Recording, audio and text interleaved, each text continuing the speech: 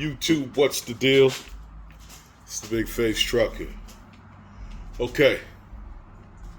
Well, I've been offline for a while. Let me try to get a better lighting in here. Been offline for a while, and a lot's been going on. But I'm making this quick video, and I should have. I made a mistake, y'all, and I paid for it, but I didn't really pay like a lot of other people that pay. But I really watched this and everything. As y'all know, it's a bad time in trucking right now. Rates ain't nothing. But actually, I've been dealing with a lot of contract freight, and I decided to put a driver in my truck. Um, and this driver bragged how long he's been driving and everything. And I had him at a real good pay, and he was not worth his pay. And the reason why I say he wasn't worth his pay is because he didn't know how to do his logs. He was big. He was caught into the old school era of doing trucking. All right, and that kind of like really sunk me. You know what I'm saying? It drained me. So the whole thing is, whenever you're gonna put people on your company, I tell you, I don't think it's a good idea to put drivers in your truck. I really should have stuck to make sure drivers have skin in the game, have their own truck, um, so they have to repair they won't tear your truck up. Well, it's just so happened this driver uh, said that he does his pre-trips on the truck and this and that. And every time I would come around, or if I'm in the presence, this driver will pretend like he's doing the pre-trip. He'll hit the tires and do all that other bullshit, which don't fucking really impress me. You know what I'm saying? This pre-tripping, phantom pre-tripping that he was doing, cost me some money. Cost me some money. Now, let alone this driver was a friend of the families, and I was helping him. He had an authority, which I shouldn't have never hired nobody with an active authority on a contract freight. I shouldn't have never did that. Uh, it was pointing in a lot of directions. A lot of things was going on. A lot of talk out there. The people was getting back to me about my driver, and it's just a big fucking mistake that I did. A big fucking mistake, and I paid for it today. All right. First of all, this driver was driving the truck with the primary air down in the red. He was driving the truck like that. I think to me, if you're driving a truck like that, you should have some kind of you should say something to me. Well, he did say something. Now, let's get this right. He did say something to me, but he didn't say something to me in the reference of being an emergency. I could die going down the hill or anything like that. And every time I would ask him, he said that the truck was running fine. Oh, it's running fine. It's everything smooth, blah, blah, blah, blah. And he ran this truck for 2 to 3 weeks like this. Could have cost me a transmission.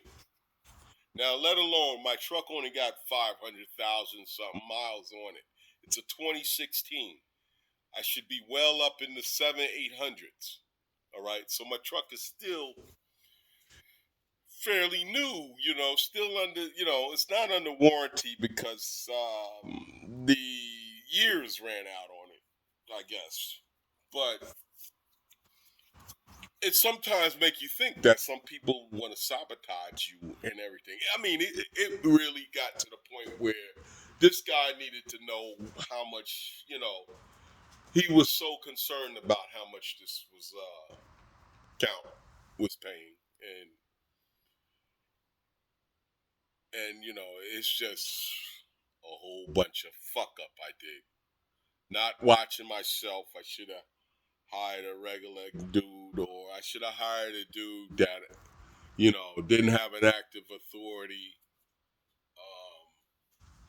But I was helping somebody. I felt I was helping somebody, and maybe it would have been a good look to grow with me, and it cost me. I gave the truck to him in good condition, and I got the truck back in bad condition. He drove the truck so much where the air compressor burnt out. I had to put an air compressor on it, and all this started from now by me going through my truck and everything. All this started from a air leak in the hose, from the truck to the trailer, blue line, and it was leaking slow. So he was telling me when he hit the brake, not the primary, but the secondary would drop down low. So that was saying that, you hit the brake, trailer brakes are not fucking working. All right. So not listening and riding down the road with the radio on and, not aware, just want to get a fucking paycheck. And this is just like charging it to the game, and I fucked up. So, I ran an ad. I got over 100 drivers here in Atlanta that want this position. Do I have to go back on the road? You know what I'm saying? Or maybe I should do a lease purchase and let them run it until they pay the truck off. You know what I'm saying? I could do something like that. This way, they do what they got to do or whatever, and I move to bigger and better things. Leave it all in their hands. I don't know. But give me suggestions. What y'all think? Should I do a lease purchase, put a driver in it, let them run this contract until the truck's paid off? Then after the truck's paid off, then they have to get off the contract or do what they got to do, either run on my authority, hit the load board or whatever, or do I just keep the truck and continue to put drivers in to tear the truck up? This is what I'm thinking, but maybe I might get a good driver that will get in the truck and drive the truck and actually tell me what's going on with the truck and do a pre-trip and a post-trip on the truck. You see what I'm saying? It's sad. It's sad. It's a sad situation because I know the guy. You know what I'm saying? I know the guy, and he boasts and brag how good he was at driving, how this and that, and it turned out that every night I had to make a phone call. I had to correct logs. I had to do this. I had to, say, hey, slow it down. He want to be safety man, but he want to speed. He want to do 73 and a 70, 72. So I was going to put a governor on the truck until I told him. He started rocking at 68, saving a little bit of fuel, but at the same time, he wasn't doing his pre-trip and post-trip. He might have been walking around the truck and looking, but I really doubt it. You know what I'm saying? I really doubt it because it is what it is. I didn't even fire him. He gave me the key. He couldn't take it no more. That's even better. You know what I'm saying? That's even better. When somebody does that, that tells me that something is going on. You know what I'm saying? And even if I was rough, I was kind of rough and tough because I'm getting pissed. 2, 3 o'clock in the morning, I'm getting phone calls from other people talking about my driver. You know what I'm saying? So If you want something done, you gotta do it yourself. I bet. You know what I'm saying? But I'm gonna try. I'm gonna try to do one more driver and see how this goes. If it don't fucking go in that route, man, I'm gonna look for my exit out of trucking because I understand a lot of you guys probably paid like 8, 9 grand, 10 grand fixing your truck and stuff like that. Let me tell you something, man. I don't believe in that shit. You know what I'm saying? I believe that truck is supposed to run as long as you look over that truck and watch that truck and understand that truck. I believe that truck is supposed to make you some money. All right. And when that truck starts pulling money out of your bank account, all right, it's time to let that truck go. It's time to let it go and get you a new one. But I felt since that truck was paid off, at least, all right. Well, I made my money back what I paid Snyder because I know with Snyder I probably paid five for 2 trucks and shit after I finished with it. But I made my money back on it. I was just hoping that I could at least get 2 years out of this damn truck without no hard hit. And I'm telling you, y'all think that, that I was hit hard. I was hit hard for probably, no more than $2,800. All right, and that's labor, putting the air compressor on, and other stuff that I had done. Over $2,800. No, about $2,800.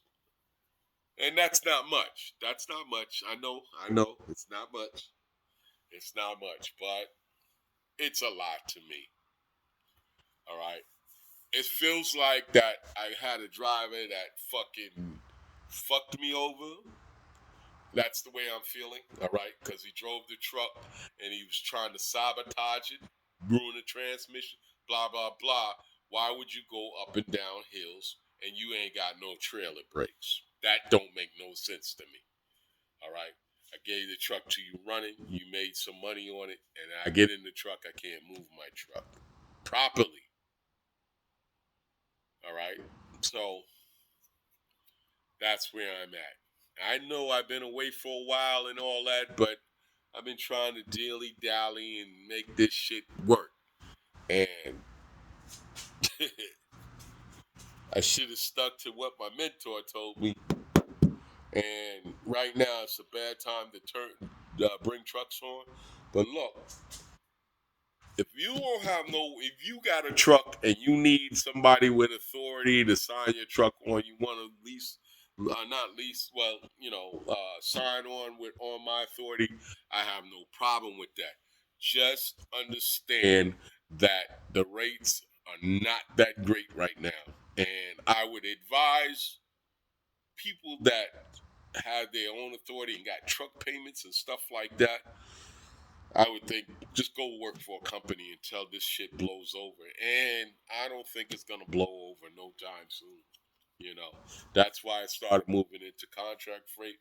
I tell you, you got to knock them over the head and bang them over the head, B. But, I mean, it's really fortunate that I'm in it like that. And I can get out the truck. I've been out the truck for probably like six months. 6 months. Been driving for me like 3 months. Paying him well, man. He was getting owner operator pay without the headache. And he fucked it up. But look, this is the Big Face Trucker signing off. Put in the comments, what y'all think I should do? Should I lease purchase the truck and give the headache to somebody else? Sell the truck? Or put another driver in, find a real good driver that's going to take care of the truck and make some money for himself. He's going to make good pay, and I'll make some money and keep the company flowing and everything. But I need a driver that I don't have to call every night. I need a driver that knows how to work their logs. I need a driver that likes to be home every night. I need a driver that don't like to eat at truck stops. that he can actually eat dinner with his family every night.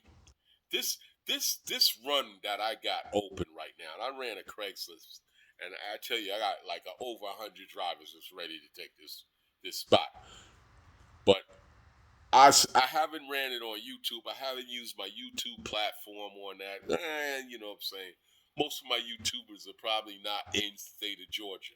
I need somebody that's here in Atlanta, all right, in a 40-mile radius of Atlanta airport that can come and pick up a truck, go pick up a load, shoot the load to Tennessee, Nashville, and do a round trip every day, 6 days a week. All right.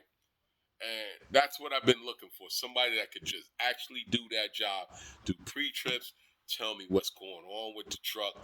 I prefer no phone calls. If you got the job and you handling it well, and if I don't hear nothing from you, you getting your pay, or I'll just call and say, how you doing out there, blah, blah, blah. The less phone calls, the better. And you're handling it like it's your own, like you're doing your thing. There's money in it, yo. I'm not trying to get rich. I just want this to run freely. And this is what I was trying to explain to this other driver. And this other driver was just doing too much. He's got to know everybody's name and everybody's wife's name and their birth dates and all other shit. And then he wants to work his way up in the ladder. He was about to take a flight out to the fucking main people and shit and introduce himself, I guess. I don't know. I don't know what the fuck was on his mind. But I can almost tell you, all right? I can almost tell you that it was a relief, all right? Because now that I can blame myself. But I think that's what the next thing I'm gonna try to do, a lease purchase. Anybody want a 2016 Freightliner? It's got 546,000 on the clock. It's still a young truck. I did the DEF filters. The truck runs beautiful. I just put a new air compressor on it. I don't think it needed an air compressor, but I put one on there. Air's up fine. Everything brand new. Everything. Somebody shoot me a damn price. If the price is right, man, come on and run this account, and we'll work the numbers and do whatever you. But you got to be here in Atlanta. I only do this for my YouTubers. I wouldn't do this for Craigslist. All right, only for my YouTubers, and we'll talk numbers. So listen, I figure I just run this because this shit didn't bother me all day. I just feel like ripped apart, you know what I'm saying? Mechanic hit me, dealer hit me, driver hit me, you know what I'm saying? And I'm still not done because I got to go put airlines on because I found out once I put the compressor on, I linked up to the trailer and then I got a big air leak in the blue line going to the trailer. And that's because the driver wasn't doing pre-trips. He wasn't listening for shit. He was getting out the fucking truck, jumping and going home. All right. Like they said, nobody will take care of your shit like the way you take care of your shit. All right. How he was driving it without rear brakes in the trailer and it's dropping down like that, fucking my transmission up and shit like that.